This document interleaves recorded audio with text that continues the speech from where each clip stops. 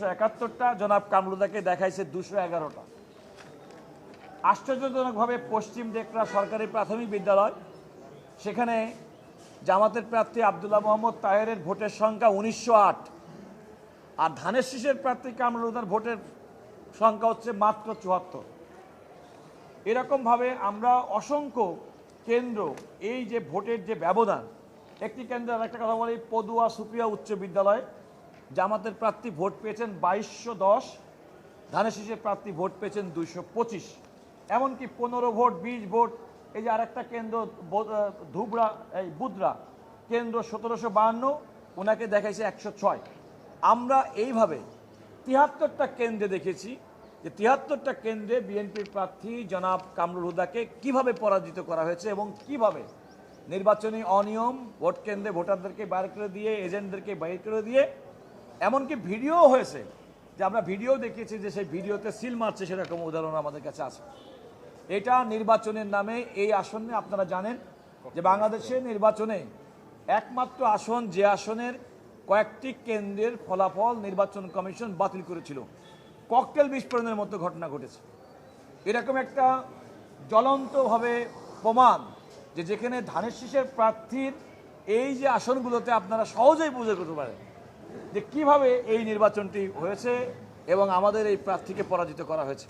আমরা আদালতের কাছে সমস্ত কিছু প্রমাণ উল্লেখ করেছি। আমি শুধুমাত্র প্রমাণ হিসেবে এই 73টা কেন্দ্রের প্রত্যেকটা সিট আমরা দিয়েছি এবং সেখানে দেখেছি কিভাবে। সর্বশেষ কথাটা বলি, সেটা আপনাদের আরও বোধগম্য হবে। আমার তো মনে হয় বাংলাদেশে এমন কোনো প্রান্ত নেই যে গ্রামে অন্তত কমপক্ষে 50%-এর মানুষ ধানের শীষে ভোট দেয় না। অথচ এখানে রাজবল্লভপুর সরকারি প্রাথমিক বিদ্যালয় একটা কেন্দ্র, সেই কেন্দ্রে জামাতের প্রার্থী ভোট দেখিয়েছে 2557, আর ধানের শীষের প্রার্থী জনাব মোহাম্মদ কামরুদার ভোট হয়েছে মাত্র 50।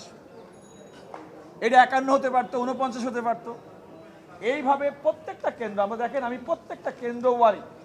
এই একটি কেন্দ্র রামপুর সরকারি প্রাথমিক বিদ্যালয়, যেখানে জামাতের প্রার্থী আব্দুল্লাহ মোহাম্মদ তাহেরকে ভোট দেখানো হয়েছে 2018, আর আমাদের প্রার্থী জনাব কামরুল হুদা বিএনপির প্রার্থী, তার ভোটের পরিমাণ হচ্ছে, সংখ্যা হচ্ছে মাত্র 95। একটা আছে 21টা, মাত্র 21টা ভোট পেয়েছে। 2600 জায়গায় 201। এইভাবে প্রত্যেকটা কেন্দ্র আমরা 73টি এমন কেন্দ্র দেখিয়েছি যে সমস্ত কেন্দ্রে এই যে ভোটের ব্যবধান, সে থেকে সহজে অনুমেয় যে এই কেন্দ্রে, এখানে নির্বাচন বলতে যেটা বোঝায়, এটা নির্বাচন হয়নি। প্রার্থীকে এবং তার এজেন্টকে, তার সমর্থকদের, তার ভোটারদেরকে কোনো রকম তো করেই নাই, তারা এবং সবচেয়ে বড় কথা, আরেকটা বড় অন্যায় হয়েছে, সেটা আমরা মনে করি যে ধানের শীষের যে এজেন্ট, সেই এজেন্টের বাদ দিয়ে অন্য দলের প্রার্থী, তাদেরকে ধানের শীষের এজেন্ট দেখে তাদেরকে স্বাক্ষর নেওয়া হয়েছে। মানে ম্যাল প্র্যাকটিস নির্বাচনের ক্ষেত্রে এরকম গ্লেয়ারিং এক্সাম্পল, এত জ্বলন্ত প্রমাণ ডকুমেন্টারি দেখা যায় না। বাংলাদেশে কোন অঞ্চল আছে যেখানে ধানের শীষের কোনো প্রার্থী, জামাতের প্রার্থী 2000 ভোট পাবে আর উনি 25 ভোট পাবে, 21 ভোট পাবে? বাংলাদেশে এমনকি এর কোনো, যে কোনো মানুষের কাছে কি বোধগম্য হতে পারে? এটা তো মহাশূন্য নির্বাচন হলেও তো সেরকম হওয়ার কথা না। এই কারণে আমরা এই নির্বাচনের এই মামলাটি, এবং আমরা আদালতের কাছে এই প্রত্যেকটা ডকুমেন্ট দেখাতে সক্ষম হয়েছি। আদালত প্রাথমিকভাবে আমাদের সন্তুষ্ট হয়েছেন এবং সন্তুষ্ট হওয়ার পরে আমরা আদালত যে আদেশটি দিয়েছে, আগেই বলেছি যে এই নির্বাচনী মামলাটি শুনানির জন্য গ্রহণ করেছেন এবং এই নির্বাচনের সঙ্গে সামগ্রিক সমস্ত কিছু সংগ্রহ করার জন্য বলেছেন এবং আগামী 8ই জুন প্রতিপক্ষের পরে যে নোটিশ জারি করা হচ্ছে, সেই নোটিশ ফেরতের জন্য পরবর্তী তারিখ নির্ধারণ করেছে। একইভাবে আমরা ময়মনসিংহ 2 বিএনপি প্রার্থী জনাব মুতার হোসেন তালুকদার, এই ক্ষেত্রে অবশ্য তিনি স্বতন্ত্র রিকশার প্রার্থী খেলাফত মজলিসের জনাব মোহাম্মদুল্লাহর বিরুদ্ধে তিনি মামলাটি করেছেন। এটাও আদালত একইভাবে আমাদের প্রাথমিক বক্তব্যে সন্তুষ্ট হয়েছে। মুড়িগুলো দেখুন,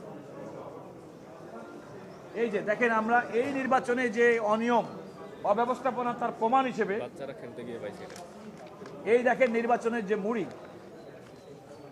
এই দেখেন, এই যে এগুলো আমরা আদালতকে দেখিয়েছি, বাচ্চারা খেলতে গিয়ে এগুলো পেয়েছে মুড়ি। এটা তো তাদের সামনে থাকার কথা, ব্যালটটা ছিঁড়ে দেবে, মুড়ি তাদের কাছে, কিন্তু এই মুড়ি রাস্তাঘাটে পাওয়া গেছে। এটাও আমরা আদালতকে দেখেছি। এখানেও বিএনপি প্রার্থী জনাব মুতার হোসেন তালুকদার, তাকে পরাজিত দেখানো হয়েছে এবং বিপরীতভাবে রিকশার প্রার্থী জনাব মোহাম্মদুল্লাহকে বিজয়ী দেখানো হয়েছে এবং আমরা আদালতকে এই সাক্ষ্য প্রমাণ দেখাতে সক্ষম হয়েছি যে নির্বাচনের নামে কিভাবে করাপ্ট প্র্যাকটিস করে এজেন্টদেরকে বের করে দিয়ে তাদের স্বাক্ষর না ছাড়া ফলাফল প্রকাশের মাধ্যমে বিএনপি প্রার্থীকে পরাজিত দেখানো হয়েছে। আদালত এটিও আমাদের মামলা শুনানির জন্য গ্রহণ করেছেন এবং যথারীতি এই মামলায় সঙ্গে সংশ্লিষ্ট যেহেতু নির্বাচনে প্রত্যেকটা মেটেরিয়াল সেগুলো সংগ্রহে রাখার জন্য বলেছেন এবং এটাও একইভাবে আগামী 8ই জুন প্রতিপক্ষের পরে যে নোটিশ দিয়েছে নোটিশ ফেরতের জন্য দিন ধার্য করেছেন।